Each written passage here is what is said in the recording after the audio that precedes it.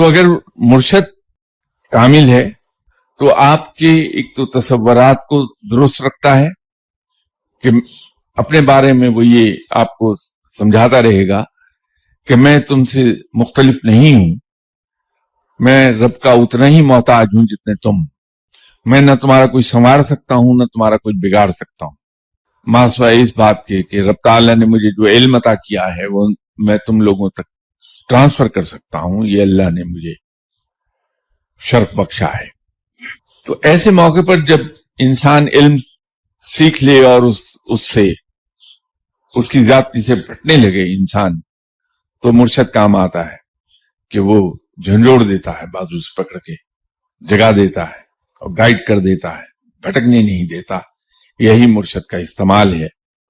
مرشد کا استعمال یہ نہیں ہے کہ اس کے سامنے جا کے ہم روتے رہیں کہ میری یہ دنیاوی مشکل اور میری یہ دنیاوی کام پھنس گیا ہے، میں یہ بے ایمانی کرنا چاہتا ہوں،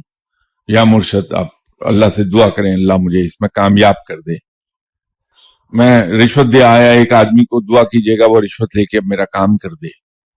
تو یہ مرشد کا غلط استعمال ہے۔ وہ صرف اپنی حلیمی اور بردباری کی وجہ سے آپ کی ان باتوں کو سنتا ہے اور مسکرا دیتا ہے، اور پھر بھی وہ کوشش کرتا ہے کہ مجھ جیسے بھٹکے ہوئے لوگوں کو سیدھی راہ دکھا دے، یہ کہہ کے کہ میاں جاؤ جا کے کوشش کرو، اللہ بہتر کرنے والا ہے، اللہ کامیابی دینے والا ہے، اللہ بہتری فرمائے گا۔ وہ پھر بھی آپ کو دھکیلتا ہے یہ جملے کہہ کے اللہ کی طرف کہ اللہ کے بتائے ہوئے راستے پہ چلے جاؤ۔